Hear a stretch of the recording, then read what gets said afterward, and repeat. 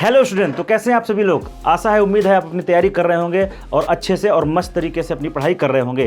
तो साथियों, जैसा कि आप सभी लोगों का जो 9th का सिलेबस है उसके बारे में थोड़ा सा डिस्कस करने के लिए एक छोटा सा वीडियो होगा। यहाँ पर एक छोटा सा सब्जेक्ट का आपका सिलेबस का इंट्रो होगा, क्योंकि बहुत ज़रूरी है ये जानना कि आपके सिलेबस में थोड़ा सा जो बदलाव किया गया है वो बदलाव क्या है। तो बदलाव को और जो हमारा पहले वाला सिलेबस था उन दोनों ही सिलेबस को हम अच्छे से कंपेयर करेंगे और ये जानने का प्रयास करेंगे कि पहले हमें क्या क्या पढ़ना होता था और अब हमें नई चीज़ों को नए तरीके से क्या पढ़ना है। तो चलिए आइए देर न करते हुए सेशन की शुरुआत करते हैं। तो सीबीएसई क्लासेस 9 के लिए जो आपका साइंस का सिलेबस होगा, जो एनसीईआरटी के द्वारा 2026-2027 के सेशन के लिए आपका अप्लाई किया गया है, लागू किया गया है, उसमें हम देखते हैं पहला हमारा जो सिलेबस होगा इसमें 3 पार्ट में पूरे सिलेबस को आपके क्लास 9th के सिलेबस को 3 पार्ट में डिवाइड किया गया है। जिसमें पहला पार्ट आपका लैंग्वेज का होगा, जहां पर भाषा यानी कि हिंदी और अंग्रेजी आपके इस प्रकार की भाषाएं होंगी। तो जो आपका दूसरा पार्ट है जिसमें साइंस, मैथमेटिक्स और सोशल साइंस का हमारा सेक्शन है। और जो हमारा तीसरा पार्ट है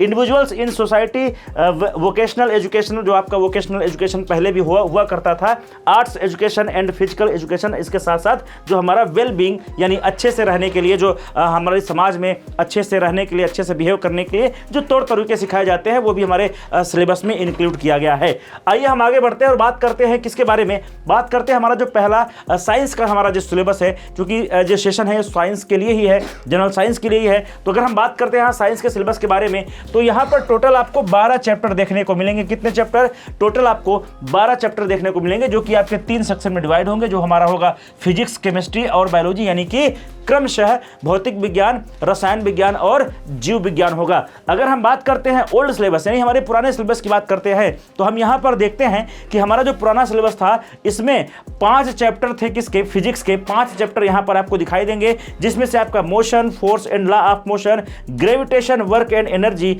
और साथ ही साथ साउंड था। ये जो चैप्टर थे 5, इनको अब बदल कर कुछ चीज़ों को यहाँ पर जोड़ा गया और कुछ चीज़ों को थोड़ा सा परिवर्तित किया गया। और जो हमारे नए सिलेबस में हमारा जो इंट्रोडक्शन हुआ है वो क्या हुआ है, अब टोटल हमें 4 चैप्टर पढ़ने को यहाँ पर देखने को मिलेंगे, जिसमें हमारा एक मोशन होगा उस टॉपिक में, और इसके साथ ही साथ force and law of motion. अब यहाँ ग्रेविटेशन हटा दिया गया है और यही ग्रेविटेशन इसी फोर्स और लॉ ऑफ मोशन में इंक्लूड कर दिया गया है। अब ध्यान से देखिएगा, work, energy and simple machines, यानी सरल मशीन को, जो हमारा लीवर होता है, जो हमारी पुली होती है, जो हमारे लीवर्स होते हैं, इन सभी को यहाँ पर इंक्लूड किया गया है। साथ ही साथ हम देखेंगे साउंड, और यानी यहाँ पर साउंड वाला चैप्टर हूबहू आपका यहाँ पर नए वाले सिलेबस में भी इंक्लूड किया गया है। साथ ही साथ एक नई चीज, साइंस किस प्रकार का विषय है, साइंस को कैसे पढ़ा जाए। साइंस एक विषय नहीं बल्कि एक मेथड के रूप में, किसी भी प्रक्रिया को जानने के लिए जो एक मेथड के रूप में साइंस का प्रयोग किया जाता है, उस संबंधी तकनीकों बातों को हम अध्ययन करेंगे, यहाँ पर स्टडी करेंगे।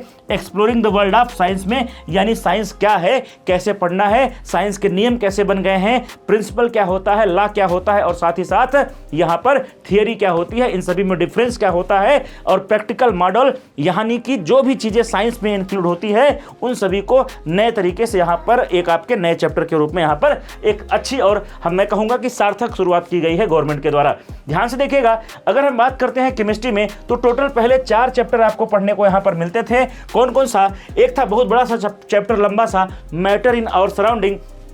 इसके बाद, इसके जस्ट बाद दूसरा चैप्टर होता था is matter around us pure, यानी कि हमारे आसपास के पदार्थ क्या शुद्ध पदार्थ हैं। इसके साथ ही साथ एटम और मॉलिक्यूल्स, और साथ ही साथ एटम का स्ट्रक्चर। ये 4 चैप्टर पढ़ने को मिल रहे थे पहले वाले सिलेबस में, जो कि नया बदलाव हुआ है केमिस्ट्री के अंतर्गत। अगर हम बात करें, अब टोटल 3 चैप्टर आपको पढ़ने को मिलेंगे, जिसमें एक्सप्लोरिंग मिक्सचर एंड डीएन सेपरेशन, यानी कि मिक्सचर क्या होता है और मिश्रण को अलग करने की विधियां क्या होती हैं। साथ ही साथ एटम और मॉलिक्यूल, और साथ ही साथ स्ट्रक्चर ऑफ एटम। ये 3 चैप्टर हमें यहाँ पे नए सिलेबस में देखने को मिल रहे हैं। अगर हम बात करते हैं बायोलॉजी के सिलेबस के बारे में, जो कि हमारा जीव विज्ञान का सिलेबस होगा, अब इसमें हम बात करें तो हमारे पुराने सिलेबस में इसमें कुल टोटल 3 चैप्टर इंक्लूडेड थे, जिसमें फंडामेंटल यूनिट ऑफ लाइफ, जो कि हमारा सेल होता है, कोशिका होती है, जीवन की भौतिक इकाई होती है, और साथ ही साथ हम देखते हैं टिश्यू, जो कि ऊतक होता है, कोशिकाओं का समूह होता है, ये चैप्टर था। और साथ ही साथ हमारे फूड रिसोर्सेज में, जो कि हमारा नॉन वेजिटेरियन फूड है, वेजिटेरियन फूड फूड है, विटामिन है, प्रोटीन है, कार्बोहाइड्रेट है, फैट्स है, इन सभी में इंप्रूवमेंट कैसे किया जाए हमारे फूड के रिसोर्सेज में, ये हमारा 3 चैप्टर पुराने सिलेबस में हुआ करता था। अब हम देखते हैं नए सिलेबस में 4 चैप्टर को इंक्लूड कर दिया गया है, जिसमें हम देखेंगे सेल तो है ही हूबहू वैसा ही, टिश्यू भी है, रिप्रोडक्शन और इसके साथ साथ डाइवर्सिटी यानी कि जीवों में क्या विविधताएं हैं, इनको इंक्लूड किया गया है।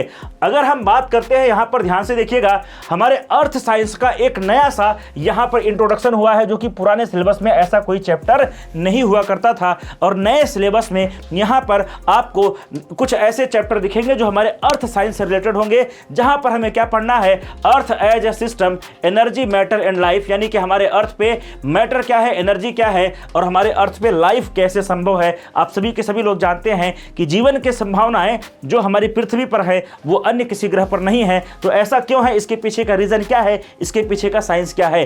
तो सभी के सभी साथियों, सभी के सभी बच्चों, जो मेरे छोटे भाई बहन हैं, वो सभी लोग याद रखें कि नए सिलेबस के अकॉर्डिंग आपको मेजर कल सी क्लासेस पर अच्छे से तैयारी करवाई जाएगी।